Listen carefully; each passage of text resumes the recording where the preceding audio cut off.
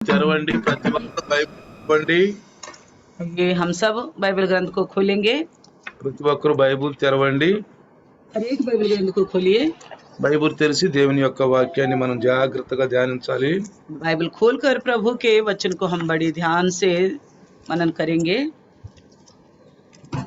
ప్రియులారా, రక్షణ అనేది మరి మనకి ఎంతో మరి విలువైంది. प्रियो, उद्धार जो है हमारे लिए बहुत बहुमूल्य है। నిజంగా అది దొరికిన వారికి నిజంగా ఎంతో ధన్యులుగా ఉండాలి మనం. నిజంగా जिनको ये उद्धार मिला है वो सच्ची में बड़ी धन्य लोग हैं प्रियो। కానీ రక్షణ అయితే మనం మరి పొందుకున్నాం, కానీ ఆ రక్షణని కాపాడుకోవటం అనేది చాలా గొప్పతనం. हम उद्धार तो पा लिए हैं, मगर उस उद्धार को बचा के रखना सबसे बड़ी बात है। అందుకే కీర్తనాకారుడు తన కీర్తనలో మంచి ఆత్మీయ మాటని పొందుపరిచాడు. इसलिए भजनकार अपने भजन में एक अच्छी आत्मिक बातों को लिखवा के रखा है। 119వ కీర్తన 127వ వచనం చదివితే 119वीं भजन संहिता में 127वीं वचन पढ़ेंगे तो, బంగారు కంటెను అపరంజి కంటెను నీ ఆజ్ఞలు నాకు ప్రియముగానున్నవి. इस कारण मैं तेरी आज्ञाओं को सोने से वरन कुंदन से भी अधिक प्रिय मानता हूँ। ఎట్లా మనం బంగారాన్ని మరి చక్కగా దాచుకుంటాము, जिस तरह हम सोने को बड़ी अच्छी तरह संभाल के रखते हैं, అంతకంటే జాగ్రత్తగా భద్రంగా మనం రక్షణను కాపాడుకోవాలి. उससे अधिक बड़ी सावधानी से उद्धार को बचा के रखना है। రక్షణ అనేది ఒక పసిపిల్ల లాంటిది, उद्धार जो है एक मासूम बच्चे जैसा है, పసిపాప లాంటిది.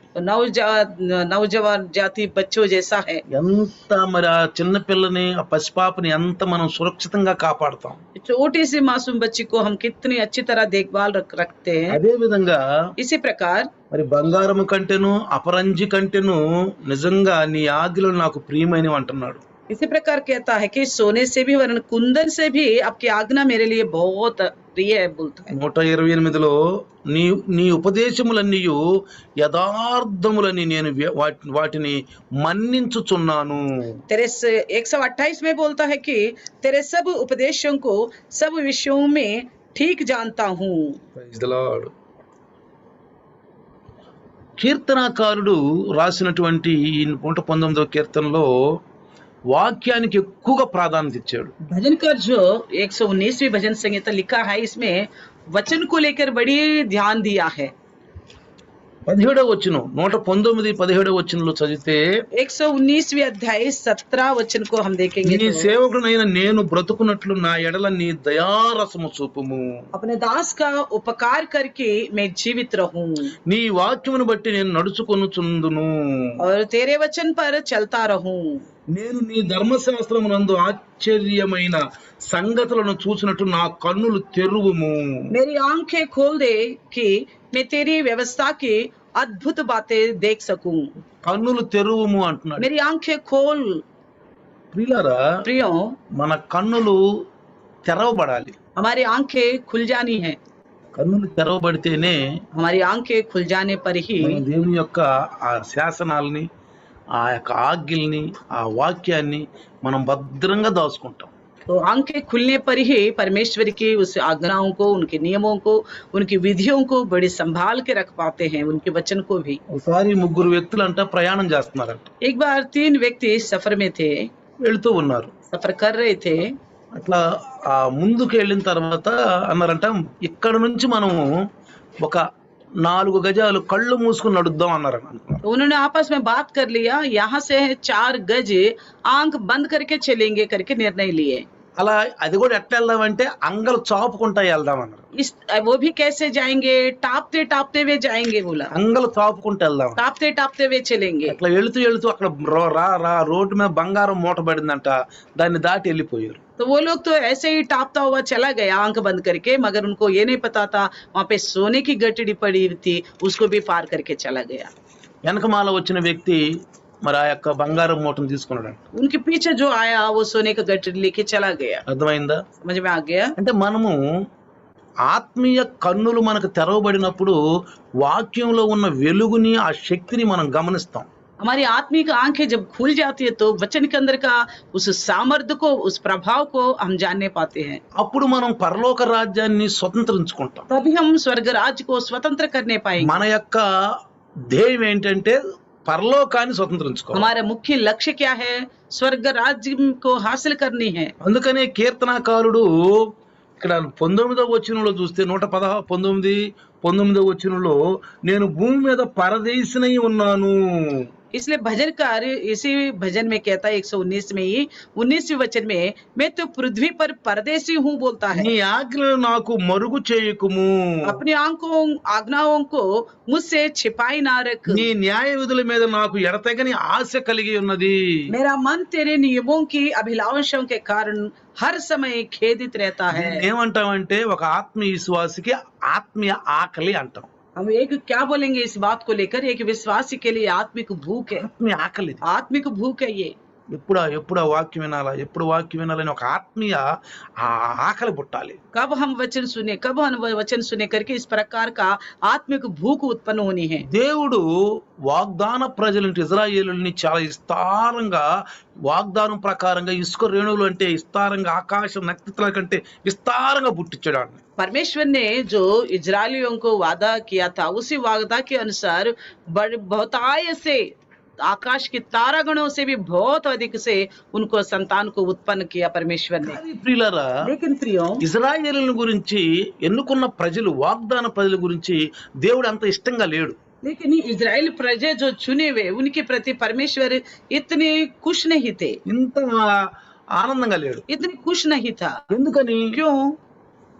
అసలు అన్ని వాక్యాలు వాళ్ళకే, దేవుని యొక్క వాక్కులు, ధర్మశాస్త్రము అంతా దేవుడు వాళ్ళకే ఇచ్చాడు. व्यवस्था और सारे वादाएं सब कुछ, अर्चना आराधना सब कुछ उन्हीं को ही दिया परमेश्वर ने। ప్రవక్తలు వాళ్ళవారు, नबी भी उन्हीं के हैं, ప్రవక్తలు వాళ్ళవారు, नबी भी उन्हीं के हैं। ప్రవక్తల ద్వారా మాట్లాడాడు. नबियों के द्वारा उन्होंने बात किया है। అయినా వాళ్ళు ఎట్లా ఎంత నిర్లక్ష్యంగా ఉంటారంటే, फिर भी वो कितना लापरवाह से रहते చెవులు हैं। ఉన్నాయి కానీ వాళ్ళకి మందంగా ఉన్నాయి. कान तो है मगर वो मोटे हो चुके हैं करके कहते हैं। యెహెజ్కేలు ప్రవక్త ద్వారా మాట్లాడిస్తున్నాడు వాళ్ళతోటి. यहेजकेल की नबी के द्वारा परमेश्वर उनके विषय में बात करता है। 33వ అధ్యాయము, యెహెజ్కేలు 33వ అధ్యాయము 33 अध्याय यहेजकेल का पुस्तक, 31వ వచనములో उसमें 31वें वचन में देखने से దేవునికి ఎంత వాళ్ళ మీద ఎంత ఆయాస్కరంగా ఉందో చూడండి. परमेश्वर को उनके ऊपर कितना मतलब गुस्सा है कि देखिए, నా జనులు రాదగిన విధముగా వారు నీ యొద్దకు వచ్చి నా జనులైనట్లుగా నీ ఎదుట కూర్చుండి నీ మాటలు విందురు గాని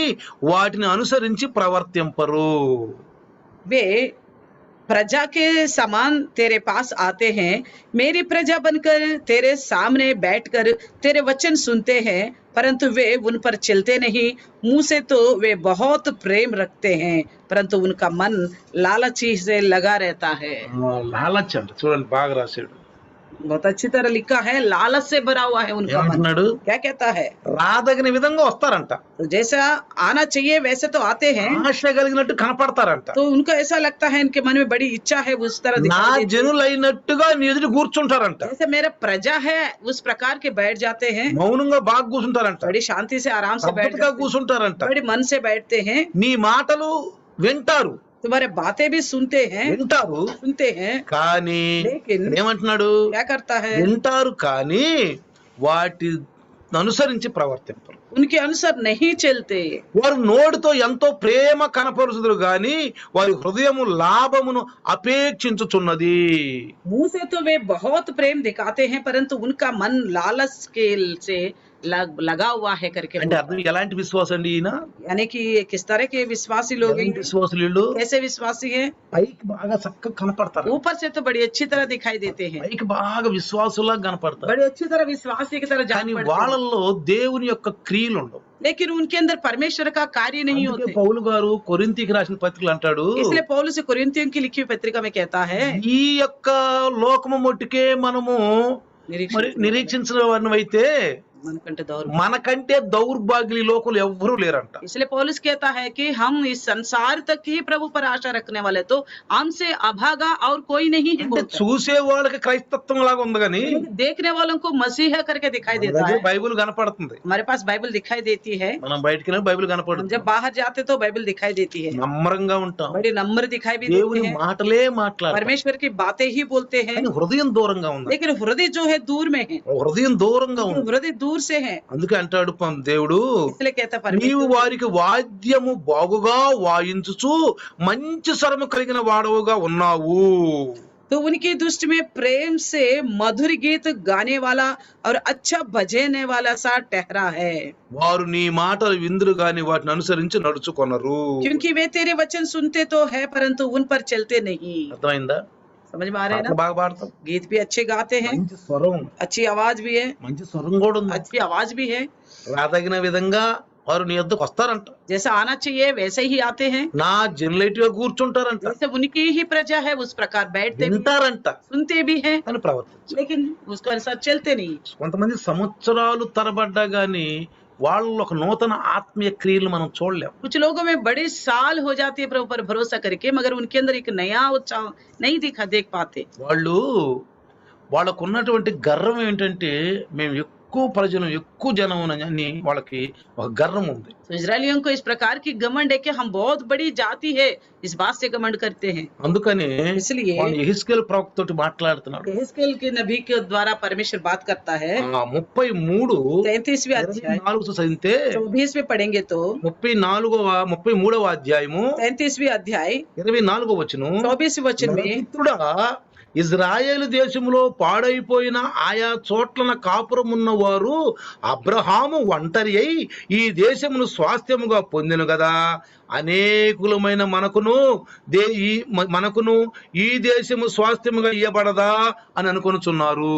हे मनुष्य के संतान, इजराइल की भूमि के उन खंडरों के रहने वाले ये कहते हैं अब्राहम एक ही मनुष्य था तो भी देश का अधिकारी हुआ, परंतु हम लोग बहुत से हैं इसलिए देश निश्चय हमारे ही अधिकार में दिया गया है. అబ్రహామునకు ఒక్కడు వచ్చాడు. अब्राहम अकेला आया था. దేవుడు పిలిచినప్పుడు जब परमेश्वर ने बुलाया అబ్రహాం కానాను దేశం వచ్చాడు. अब्राहम कानान देश में आ गया अकेला.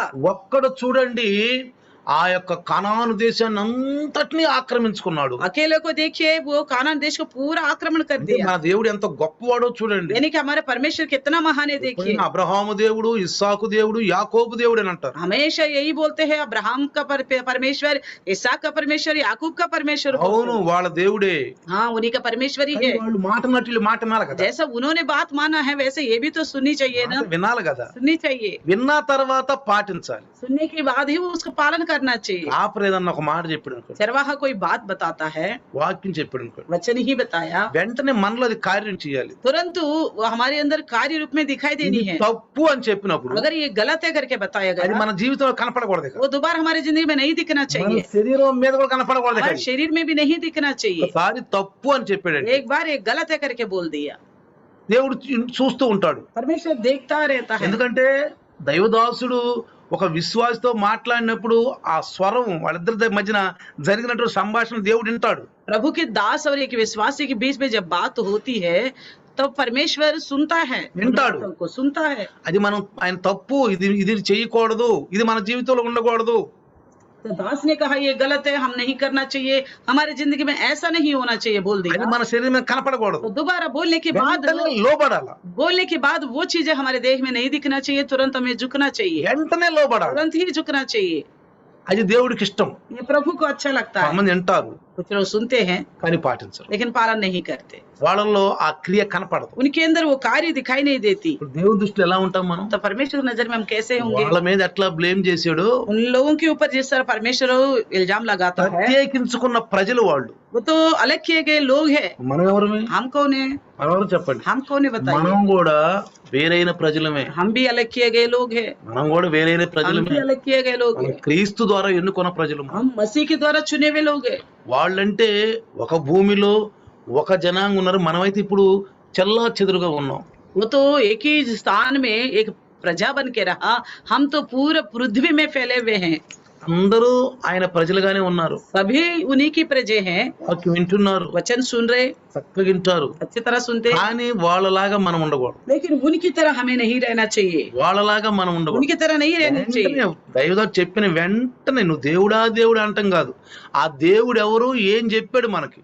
आप हमेशा हे प्रभु बोलना नहीं, वो प्रभु को ने दास के द्वारा क्या बताया तुरंत उसी को पालन करना चाहिए। కొన్నిసార్లు మనం పెదాల నుండి వచ్చే ప్రార్థన గాని మనం పెట్టే విశ్వాసం గాని క్రియారూపం దాల్చాలి. कई बार हम अपने होठों से प्रार्थना करते हैं, हम जो विश्वास रखते हैं उसको हम कार्य रूप में दिखाई देना चाहिए। ఏమంటున్నారో చూడు, ये क्या कहते हैं देखिए, అబ్రహాము ఒంటరి అయ్యి ఈ దేశమును స్వాస్థ్యముగా పొందిన కదా, అనేకులమైన మనకును ఈ దేశము స్వాస్థ్యం ఇవ్వబడదా అని అనుకుంటున్నారంట. अब्राहम एक ही मनुष्य था तो भी देश का अधिकारी हुआ, परंतु हम लोग बहुत से हैं, इसलिए देश निश्चय हमारे ही अधिकार में दिया जाएगा। అంటున్నాడు, तब परमेश्वर कहता है యెహోవా అంటున్నాడు, వాళ్ళకి ప్రకటించు, उनको बताओ, నేను చెప్పిన మాట వాళ్ళకి ప్రకటించు. उनको जो मैंने बताया वो बात उनको प्रचार कर। చూడు ఏమంటున్నాడు చూడండి, देखिए क्या कहता है, కాబట్టి వారికి ఈ మాట ప్రకటన చేయము.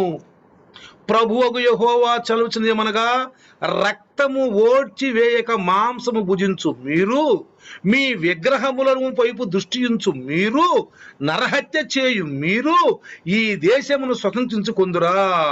చూసారా, 25 वचन में कहता है, इस कारण तू उनसे कह परमेश्वर यहोवा यूं कहता है, तुम लोग तो मांस लहू समेत खाते और अपनी मूर्तों की और दृष्टि करते और हत्या करते हो, फिर क्या तुम उस देश के अधिकारी रहने पाओगे? అంటే ఆ దేశాన్ని మీరు హక్కుదారులుగా ఉండరు, यानी कि तुम उस देश के ऊपर अधिकारी बन के नहीं వాళ్ళు रहोगे। ఇప్పుడు బానిసత్వంలో ఉన్నారు. अभी तो ये लोग दासत्व में हैं। ఇప్పుడు ఈ వాక్యాన్ని మనం గనక ఇప్పుడు వర్తించుకుంటే अगर इस वचन को हमारे लिए हम ले लेंगे तो పరలోకానికి వెళ్ళాలి. ఇప్పుడు हमें तो अभी स्वर्ग में जाना है, ఆ పరలోకానికి వెళ్ళాలి. स्वर्ग में जाना है। మరి ఎవరు వెళ్తారు పరలోకం? फिर कौन जाएंगे स्वर्ग ఇక్కడ में? ఏమంటున్నాడు, या क्या कहता है, ఏమంటున్నాడు, రక్తము ఓడ్చి వేయక మాంసం భుజించుతున్నారు.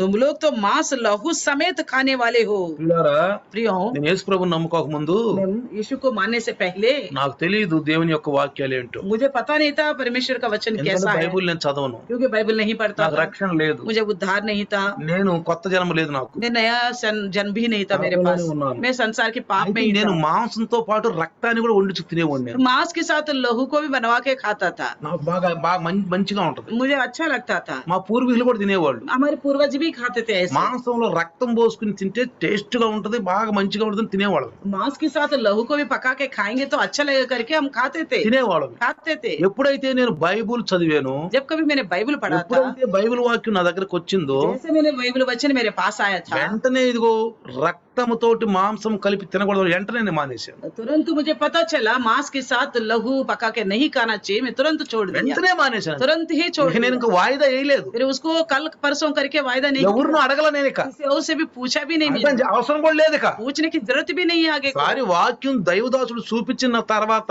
ఇంకెవరిని అడుగుదామా, ఇంకెవరిని తెలుసుకుందామా, ఇలాంటి పిచ్చి చేష్టలు చేయకూడదు. एक बार प्रभु के दास से पूछा और समझ लिया, मालूम पड़ गया, उसके बाद किसी और से पूछेंगे, किसी और से पूछेंगे करके इस तरह के पागलपंती का काम नहीं करना चाहिए। మనస్కులు చంచల మనసులో చేసే పని అది. ये द्विमनस्क लोग जो करते हैं ऐसा काम, అందుకే ఇక్కడ ఏమంటున్నాడు, इसलिए क्या कहता है, మీరు చేసేది ఏంటి? तुम क्या करते हो? నేను చెప్పాను మీకు, मैंने तुम्हें क्या बताया था, రక్తము ఓడ్చి వేయక మాంసం భుజిస్తున్నారు మీరు. तुम तो मांस लहू के समेत खाते हो तुम लोग।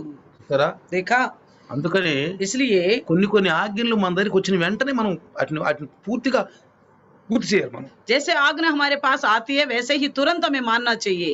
విగ్రహముల వైపు దృష్టి ఉంచు మీరు, और मूर्त की ओर दृष्टि करने वाला तुम, అంటే వాక్యం కాకుండా यानी कि वचन ना होते हुए ఇక ఎటువైపు చూసినా అది విగ్రహమే. वचन को छोड़कर और किसी की तरफ ज्यादा हमने नजर लगाया, दृष्टि किया, तो वे मूर्ति के बराबर है, అది విగ్రహమే. वो मूर्ति के बराबर है। విగ్రహాలు రెండు రకాలు అన్నాడు. मूर्ति तो दो तरह की है बोला, ఒకటి మనకి కనపడే విగ్రహం బయట, एक तो बाहर दिखाई देने वाला मूर्ति, రెండోది మన హృదయాల్లో విగ్రహాలు ఉండేయంట. जो हमारे हृदय में ही मूर्ति बोलता है, విగ్రహాలు ఉండేయంట. मूर्ति है कहता है, అది సమానం అంటున్నారు దానితో. उसी की बराबर है करके बोलता है। అందుకని ఇక్కడ ఏమంటున్నాడు, इसलिए हाँ क्या कहता है, యేసు దేవుని యొక్క వాక్యం వైపే మనం ధ్యానం ఉంచాలి. प्रभु के वचन की ओर ही हमारे ध्यान रहने, వాక్యం వినాలి, वचन सुनना है, వాక్యం మనలో పని చెయ్యాలి, वचन हमारे अंदर काम करना है, పని చెయ్యాలి. काम करना है, ఇక అటు ఇటు వైపు చూడకూడదు. फिर इधर उधर नहीं देखनी चाहिए. ఒకసారి వాక్యం విన్నాక మళ్ళీ అనేక మందిని అడగకూడదు. ఇక एक बार वचन सुनने के बाद उस विषय को लेकर बहुतों से सवाल जवाब కొంతమందికి नहीं करना అలవాటు. चाहिए. कुछ लोगों को आदत है, వాక్యం చూపిస్తున్నాం, वचन हम दिखा रहे हैं यहाँ पे, అది వినిపిస్తున్నాం. पढ़ के सुना रहे हैं. బైబుల్లో మీకు అలా లేఖన భాగాలు ఉండేయా లేవో కూడా చూపిస్తున్నారు. बाइबल के अंदर ऐसा वचन है कि नहीं वो भी दिखा रहे हैं हम. కొంతమందికి అలవాటు ఏం తెలుసా? कुछ लोगों का आदत क्या है पता है? ఇట్లా అన్నారు, क्यों ऐसा कहा इन्होंने, ఏంటి ఇట్లా రాసింది, क्यों ऐसा लिखा हुआ है? అడుగుదాం ఎవరినన్నా, किसी और से भी पूछेंगे, అడుగుదాం, और से भी पूछेंगे, ఇంకెవరిని అడిగి తెలుసుకుందాం. किसी और से पूछ के जानेंगे. ఇది విగ్రహమే, ये भी मूर्ति है, ఇది విగ్రహమే ప్రియులారా. ये भी मूर्ति है प्रियो. ఇది మనసులో విగ్రహాలు ఉండట్టే. यानी कि तुम्हारे मन के अंदर मूर्ति है, అంటే లోబడే స్వభావం మనకు లేదు. यानी कि झुकने वाला स्वभाव हमारे पास नहीं है. ఆ రక్షణ మనం దాచుకోవట్లా, उस उद्धार को बचा के नहीं रख रहे हम. అందుకే పాపలాగా కాసుకోవాలి. हम आंखों की पुतली की जैसा उसको संभाल के नहीं रख रहे. వాడిని ఎట్లా పెంచుతామో సంరక్షితం అట్లా మనము వాక్యాన్ని మన జీవితంలో పోషించుకోవాలి.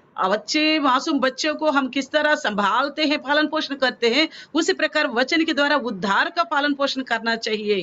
వాళ్ళు వేయ క్రియలు జరిగిస్తారంట. वो तो घृणित काम करने वाले हैं. 26 నుంచి రాస్తే 20 वचन में से देखेंगे तो ఖడ్గమును ఆధారం చేసుకున్నారంట. వాళ్ళు वो तलवार के सहारे रहते हैं, పొరుగు వారి భార్యను చెరుపుతారంట. पड़ोसियों की स्त्रियों को अशुद्ध करते हैं. చూడండి, देखिए 5 లక్షణాలు ఉన్నాయి వాళ్ళ దగ్గర. 5 लक्षण है उनके पास. ఒకటి లక్షణం ఏంటి? एक लक्षण क्या है? రక్తాన్ని ఓడ్చివేయకంట మాంసం తింటారంట. मांस लहू समेत खा लेते हैं. एक రెండో లక్షణం ఏంటి? दूसरी क्या है? విగ్రహాల వైపు తిరుగుతారంట. मूर्ति की ओर दृष्टि करते हैं. మూడో दूसरा లక్షణం ఏంటి? तीसरा क्या है?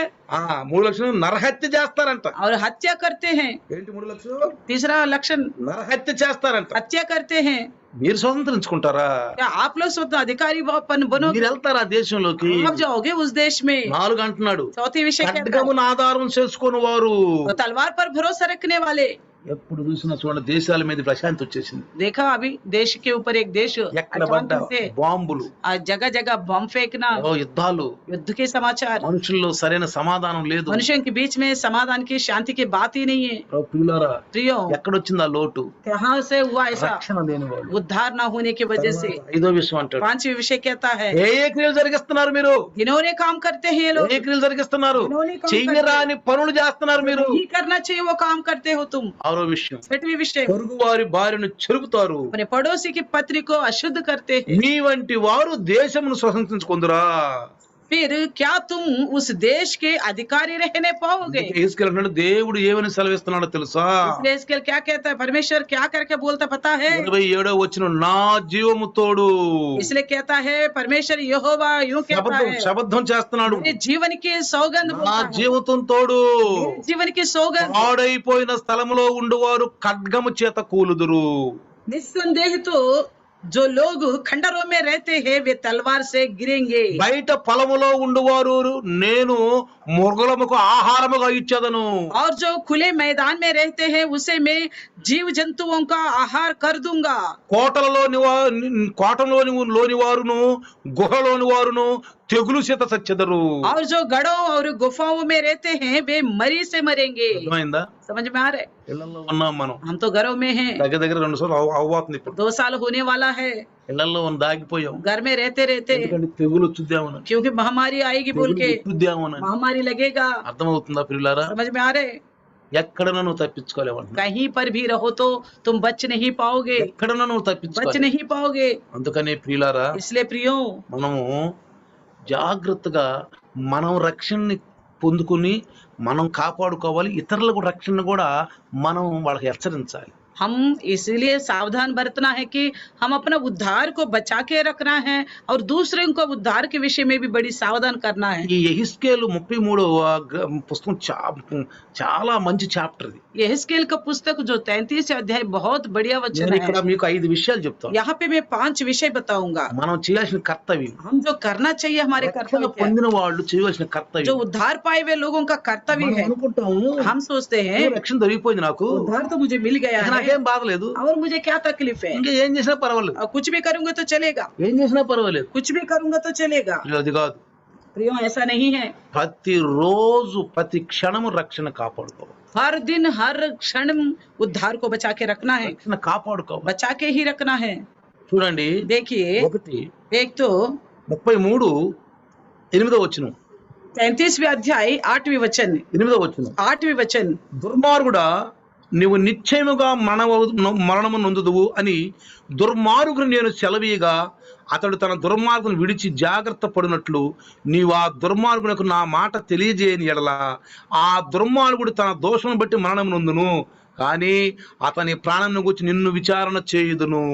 33:8 में कहता है, यदि मैं दुष्ट से कहूँ, हे दुष्ट तू निश्चय मरेगा, तब यदि तू दुष्ट को उसके मार्ग के विषय ना चिताए तो वे दुष्ट अपने ही अधर्म में फंसा हुआ मरेगा, परंतु उसके खून का लेखा मैं तुझे से लूंगा. అర్థమైంది ఇప్పుడు समझ में आ रहे? మన కర్తవ్యం అర్థమవుతుందా? हमारे जिम्मेवारी में समझ में आ रहे? రక్షణ పొందిన వాళ్ళకి కర్తవ్యం ఏంటి తెలుసా? उद्धार पाए हुए लोगों का जिम्मेवारी क्या है? మనం చిన్న లేఖన భాగాలు విన్నాం. हमने वचन को सुना है, మన పొరుగు వారు గాని, हमारे पड़ोस में మన है, స్నేహితులు గాని, हमारे दोस्तों में మన है, బంధువులు గాని, हमारे रिश्तेदारों में, భర్త గాని, अंत में पति या భార్య గాని, पत्नी है, కుమారులు గాని, बच्चे हैं, కుమార్తెలు గాని, बेटियां हैं. ఎవరిలోనైనా ఇలాంటి అతిక్రమాలు హేయక్రియలు గాని మనకు కనపడితే जिस किसी के अंदर भी इस प्रकार के घिनौने काम दिखाई देता है, వెంటనే మనం వాళ్ళని హెచ్చరించాలి. तुरंत हमें उन्हें सावधान करनी है, హెచ్చరించాలి. सावधान करनी है. నువ్వు సఫర్ లో ఉన్నప్పుడు నీ పక్కన ఉన్న వాడిని కూడా హెచ్చరించడానికి సిద్ధపడాలి. तुम जब सफर में हो, तुम्हारे बगल में जो बैठे उनको भी सावधान करने की तैयारी నేను करनी है. చాలా జాగ్రత్త పడతాను. मैं इस विषय में बड़ी सावधान से నా रहता हूँ. ప్రక్కన కూర్చున్న వ్యక్తికి ఎట్లయినా సరే వాక్యం వినిపించాలి. मेरे बगल में बैठे हुए लोग को कैसे भी क्यों ना हो वचन सुना नहीं है, ఇరుగు పొరుగు వారికి వాక్యం వినిపించాలి. कैसे भी आसपास के लोगों को सुसमाचार सुनानी అది है. ఒక ఆశతో తపంతో ఉంటాను. इस प्रकार की एक आशा के साथ में रहता నువ్వు हूँ. ఆశతో కనుకుంటే, अगर आप इस प्रकार की आशा से रहोगे, ఆశతో కనుకుంటే వెంటనే దేవుడు తీరుస్తాడు. तुरंत वो आशा को प्रभु पूरा करेगा. నీకు చెప్పాలి, నీ కర్తవ్యం. ये आपके कर्तव्य है, आपको बताना ही होगा. మనం అంటారు, कई लोग बोलते हैं, వీళ్ళు చెప్పినా వినర్లే, आप बताने पर भी ये नहीं सुनेंगे, అనవసరం అంటారు. अब बोल के फायदा नहीं है. విన్నా వినకపోయినా सुने या ना सुने, దేవుడు చెప్పాడు, परमेश्वर ने कहा, తీసుకెళ్తున్నాడు. एहezकेल से ही कहा, విన్నా वो వినకపోయినా लोग सुने या ना सुने, మన కర్తవ్యం చెప్పటం. हमारा कर्तव्य है कि हमें बताना ही है, చెప్పటం. बताना ही है. అందుకే మన తెలుగులో ఒక సామెత ఉంది, तेलुगु में एक कहावत है, 10 రాళ్లలో ఒక రాయన్న తగలపోదా. एक पत्थर फेंकते तो एक तो 10 రాళ్లలో 10 पत्थर फेंकते तो एक तो कम से कम 10 लगेगा. రాళ్లలో ఒక రాయన్న తగలదు. 10 पत्थरों में एक पत्थर भी तो लगेगा कम से कम. కాబట్టి ప్రియులారా, इसलिए प्रियो, ఇక్కడ మనల్ని అడుగుతానంటే రేపు कल हमसे लेखा लेगा.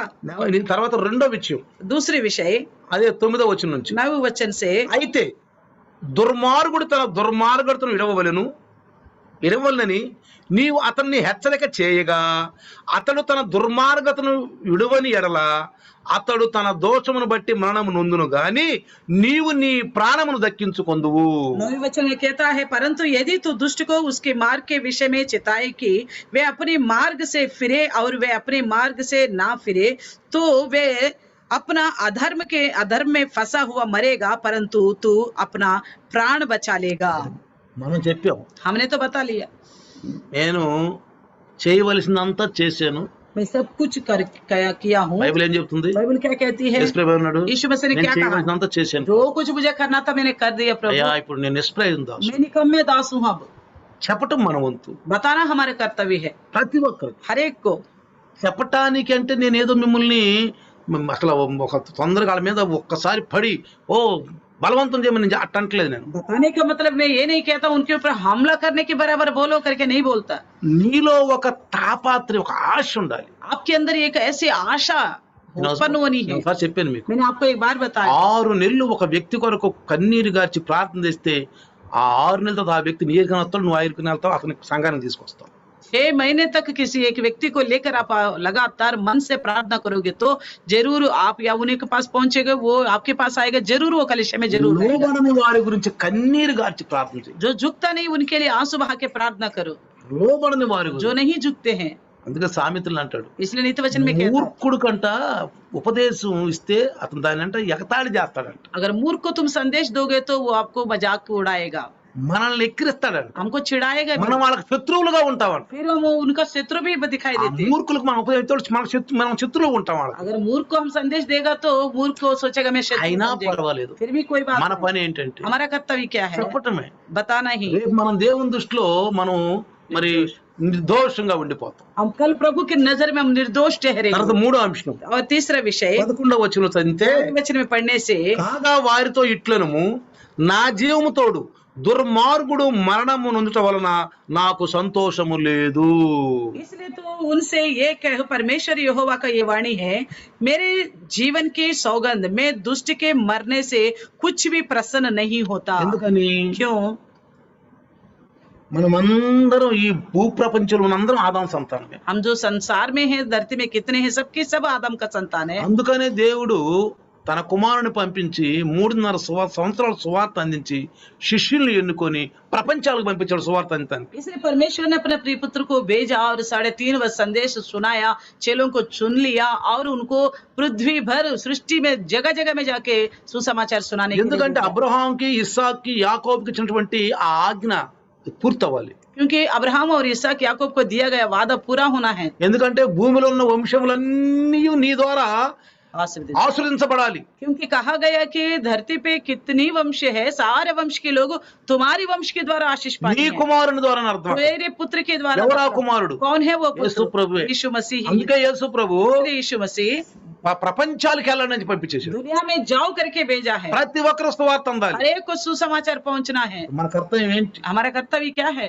మీరు కూడా అనుకోవాలి. आप भी एक बार अपने आप को सोचना है। నేను ఎవరికైనా చెప్పి నేను లైవ్ లో తీసుకొచ్చాను. मैं किसी एक को भी बता के लय में ला पाया हूँ? ప్రయాస అంతే. एक केवल प्रयास कर। నీలో ప్రయాస ఉండాలి. आपके अंदर एक प्रयास నీలో होना ఆశ चाहिए। ఉత్పన్నం అవ్వాలి. एक आशा उत्पन्न होनी है। ఆశ आपके अंदर आशा उत्पन्न అది होनी है। లేకపోతే अगर वो नहीं है, దేవుడు మనతో మాట్లాడు మన ద్వారా కార్యాలు చేయడు. हमसे न बात करेगा ना हमारे द्वारा कोई कार्य करेगा। దుర్మార్గుడు చనిపోవటం దేవుడికి ఇష్టం లేదు. तो दुष्ट का मृत्यु होना परमेश्वर को पसंद नहीं అదే है। ఇక్కడ మూడో విషయం అంటున్నాడు. ये तीसरे विषय में यही कहता है। ఏమంటున్నాడు? क्या कहता है? దుర్మార్గుడు చనిపోవటం నాకు ఇష్టం లేదు. दुष्ट के मरने से कुछ भी प्रसन्न नहीं కానీ होता। దుర్మార్గుడు తన దుర్మార్గతను నుండి మరలి బ్రతుకు వలన నాకు సంతోషము కలుగును. परंतु इससे कि दुष्ट अपने मार्ग से फिरकर जीवित रहे, हे इजराइल घराने तुम अपने अपने बुरे मार्ग से फिर जाओ।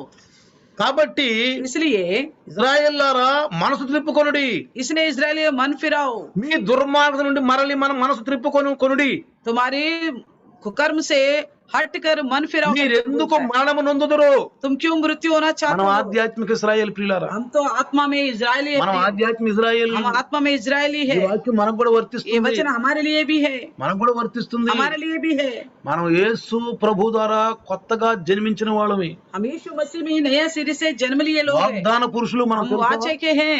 మనం వాగ్దాన हम పురుషులు. वाचे के लोग हैं। మనం కానాన్ అనేటువంటి పరలోకానికి వెళ్ళాలి. हम तो उस कानान जो परम कानान स्वर्ग वहां जाना है हम लोग को। ఎట్లా వాళ్ళు ఇచ్చిన కానాన్ నుండి తప్పిపోయి మళ్ళీ కానానికి వెళ్ళటానికి వాళ్ళకి అర్హత లేదో, जिस तरह परमेश्वर उनके ने कानान को तैनात किया है, मगर ये लोग वहां पहुंचने के योग्य नहीं रहा।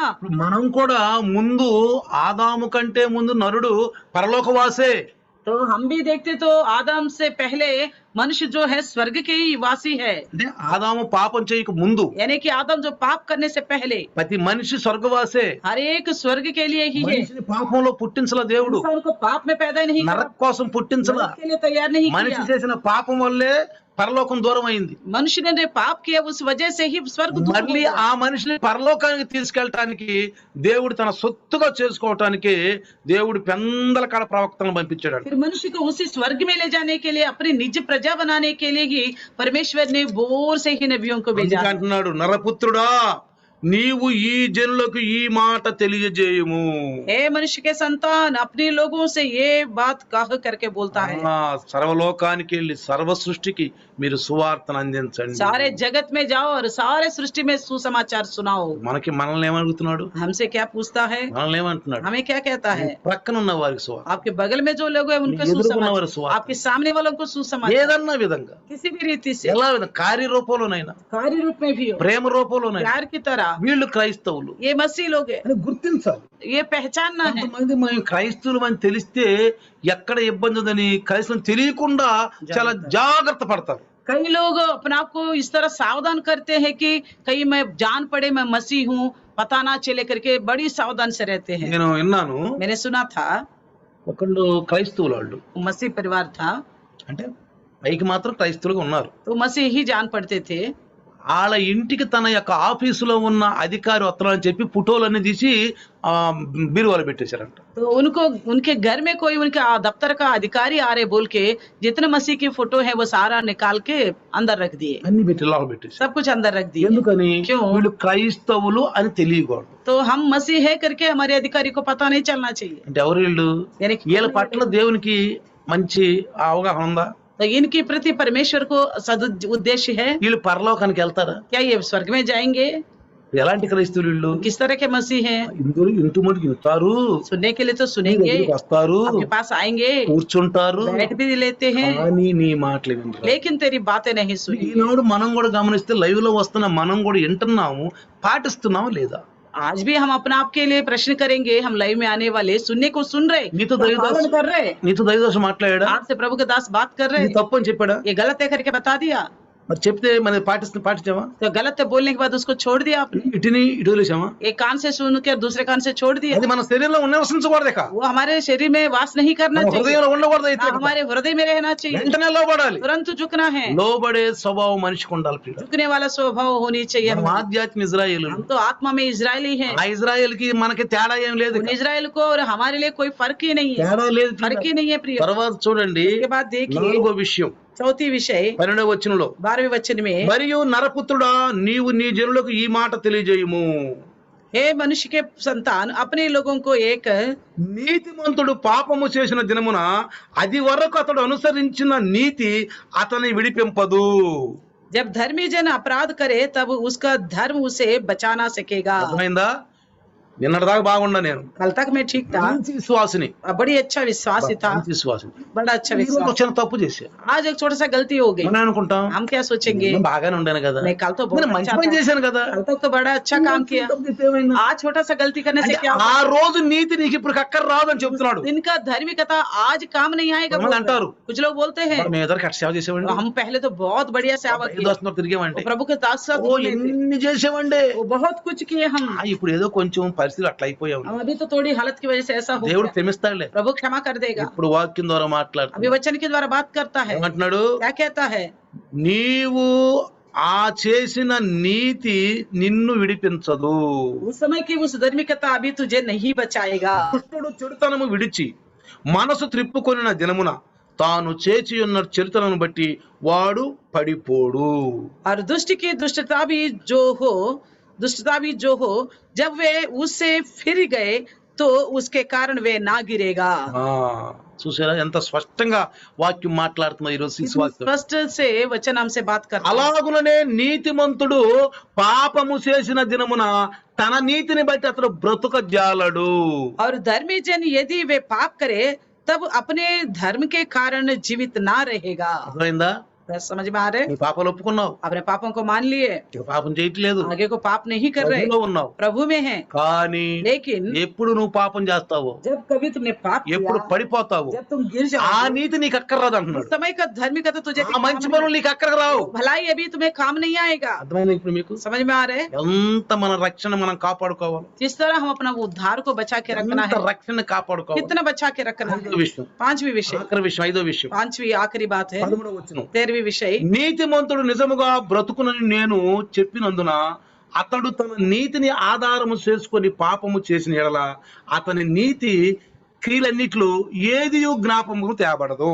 यदि मैं धर्मी से कहूं कि तू निश्चय जीवित रहेगा और वे अपने धार्मिकता पर भरोसा करके कुटिल काम करने लगे, तब उसके धर्मिकता के कामों में से किसी का स्मरण ना किया जाएगा। తాను చేసిన పాపమును బట్టి అతడు మరణము నొందును.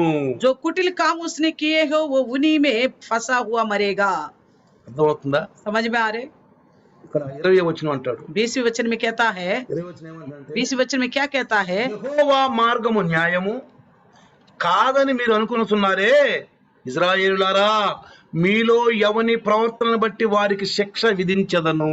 तो भी तुम कहते हो प्रभु की चाल ठीक नहीं है, इजराइल के घरानों में हर एक व्यक्ति का न्याय उसी की चाल के से अनुसार करूंगा। 5 విషయాలు మీకు చెప్పాను ఇందులో. तो 5 बातें मैंने बताया था। ఇజ్రాయేలు పట్ల దేవుడికి ఉన్నటువంటి అవగాహన ఏంటి? परमेश्वर को इजराइल के प्रति किस प्रकार का उद्देश्य है? యేసు ప్రభు ఎవరి వంశంలో పుట్టాడు? यीशु मसीह किसके वंश में से आया? ఇజ్రాయేల్ వంశంలోనే పుట్టాడు. इजराइल के वंश में से ही आया, ఇజ్రాయేలే. इजरायली है। యూదా గోత్రం నుంచి వాగ్దాన పరంగా వచ్చాడు. यहूदा के गोत्र से वाचा के ఇప్పుడు अनुसार आया। యేసు ప్రభు నమ్ముకున్న మనమందరం కూడా ఆత్మీయ ఇజ్రాయేల్వే. अभी यीशु मसीह पर भरोसा करने वाला हम सब भी आत्मा में इजरायली है, ఆత్మ ఇజ్రాయేల్వే. आत्मा में इजरायली है। చెప్పిన ప్రతి ఒక్కటి కూడా క్రొత్త నిబంధనకు మనం ఆధీనమైన మనందరికి వర్తించుద్ది. अब जो बताए गए हर एक वचन नया नियम के नीचे जो हमें हम सबके लिए होती है ये वचन। ఇప్పుడు పరలోక రాజ్యానికి వెళ్ళాలనుకున్నప్పుడు ఎలా ఉండాలి? तो स्वर्ग में जाने के लिए सोचने वाला कैसा रहना चाहिए? రక్షణ కాపాడుకోవాలి. उद्धार को बचाना है। ప్రతి ఒక్క విషయం జాగ్రత్తగా. हर एक विषय को बड़ी सावधानी से। దాసుడు నాతో ఈ మాట చెప్పాడు. प्रभु के दास मेरे से ये बात कहा है, వెంటనే నేను సరి చేసి तुरंत मुझे करनी है, కనపడాలంటే క్రియారూపం तुरंत कार्य रूप में दिखना है, కనపడాలి ప్రియులారా. दिखना है అది प्रिय। కనపడకపోతే మనం మీద ఆ పాపం నిలిచి ఉండట్లే. अगर ऐसा काम नहीं हुआ हमारे जिंदगी में तो वो पाप हमारे ऊपर ही खड़ा है। అందుకే అంటాడు, इसलिए कहता నీ है వాక్యాన్ని నేను జాగ్రత్తగా దాచుకుంటా. तुम्हारे वचन को मैं बड़ी सावधानी से संभाल के ధర్మశాస్త్రంలో रखता हूँ। నీ శాసనాలను నేను కనుగొన్నట్టు నా కనులు తెరువు అంట. तेरी व्यवस्था की तेरे विधियों को मैं समझने के लिए मेरी आंखें खोलो करके प्रार्थना कर। వాక్యము చూటిగా మనం తాకుద్ది. वचन जो है सीधा सीधा हमको छूता है। మీరు వింటున్న మీరు सुनने वाले आप వెంటనే తాకుద్ది ప్రియులారా. तो तुरंत ही आपको छुएगा, వెంటనే తాకుద్ది. तुरंत छू लेगा। తాకిన వెంటనే जैसा छूता है वचन వెంటనే లోబడాలి. तुरंत ही झुकना है, అంటే లోబడుతూ నేర్చుకోవాలి. झुकना सीखना चाहिए। ఒక మంచి ఆకలిగా ఉండాలి. एक अच्छे भूख होनी चाहिए वचन के प्रति। రండి చిన్న ప్రార్థన చేద్దాం. आइए छोटा सा प्रार्थना करेंगे, आइए प्रार्थना చిన్న ప్రార్థన చేస్తారు. आइए प्रार्थना करेंगे सब, రండి. सर झुकाएंगे और प्रार्थना करेंगे। धन्यवाद धन्यवाद धन्यवाद प्रभु जी, सुंदर समय के लिए परमेश्वर। इस समय प्रभु आपके वचन के सामने हम आए प्रभु जी, हम आप हमसे बातचीत करें ताकि हमारे जिंदगी जो हमने आशा रख के आए प्रभु जी स्वर्ग जाने के लिए, ये आशा कभी भी वंचित न होने पाए परमेश्वर।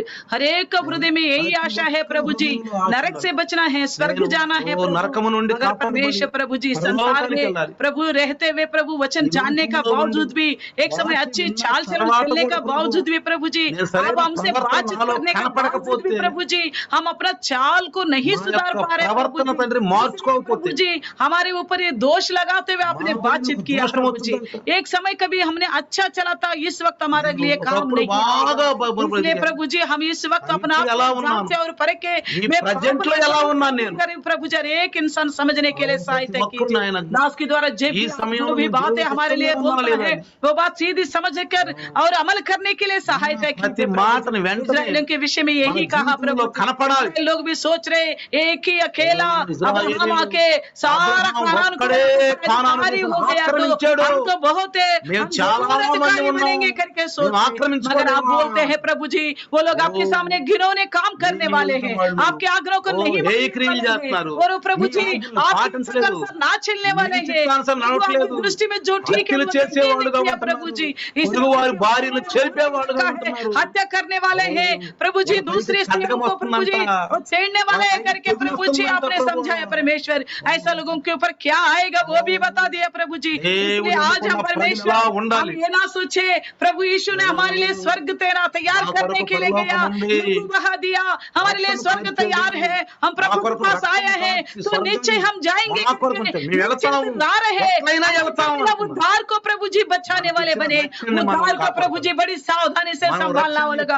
मासूम बच्चों को कैसे संभालते हैं, इनसे पालन पोषण करते हैं, वचन के उद्धार को बचाना होगा तभी हम स्वर्ग जाने पाएंगे करके इसलिए हिजकिय्याह के द्वारा आपने बातचीत किया परमेश्वर। काफी नहीं है प्रभु अब दूसरों को हम सावधान नहीं करने से हम उनके विषय में लेखा देना पड़ेगा बोला प्रभु जी। अगर हम समझाने के बावजूद भी वो नहीं सुधरते तो उनके विषय में हम निर्दोष है। अगर वो सुधर के प्रभु जी समझता है तो प्रभु हम धन्य है करके बताते प्रभु जी। इसलिए मैं धन्यवाद करती परमेश्वर, आपके वचन के अनुसार हमें जीने के लिए सहायता कीजिए। हमारी हृदय में, हमारी होठों में, हमारी सोच में आपका वचन बने रहे प्रभु जी। आपने जो बातें हमारे लिए बोली हैं प्रभु जी उसी के अनुसार चलने के लिए सहायता करना प्रभु जी। आज जितने लोग प्रभु जी आपके सम्मुख प्रभु एक बार प्रार्थना करते हो, सबका उद्देश्य एक ही है, यीशु मसीह हमारे ही पापों की खातिर मर गया ताकि हम पापी ना रहे, स्वर्ग जाने पाए करके प्रभु जी కొరకే प्रभु మరణించాడు. हम स्वर्ग जाने నా के కొరకే लिए జీవవాక్యం अभी हमारे ఇచ్చాడు. हाथ में है నా కొరకే ఈ ఆజ్ఞలు ఇచ్చాడు, ఈ వాక్యం कर ఇచ్చాడు, लिया है జీవగ్రంథం प्रभु जी ఇచ్చాడు. हमारे हाथ में जो है प्रभु जी उद्धार को बचाने के लिए आज्ञाओं के अनुसार चलने के लिए आज्ञाओं वचन के अनुसार अनुसार चलने के लिए वचन अनुसार हमारी चलता इच्छा है प्रभु जी इसमें हम लापरवाह ना बरते और निर्लक्ष्य संसार से- तक के विश्वास करने वाला ना ये बने लोगों वरके- स्वर्ग जाने का ये विश्वास जीवित रखने के लिए वरके सहायता మనం करना विश्वास आज से अपने आप को परखने के ఎంతో लिए जांचने के लिए అర్థం सहायता कीजिए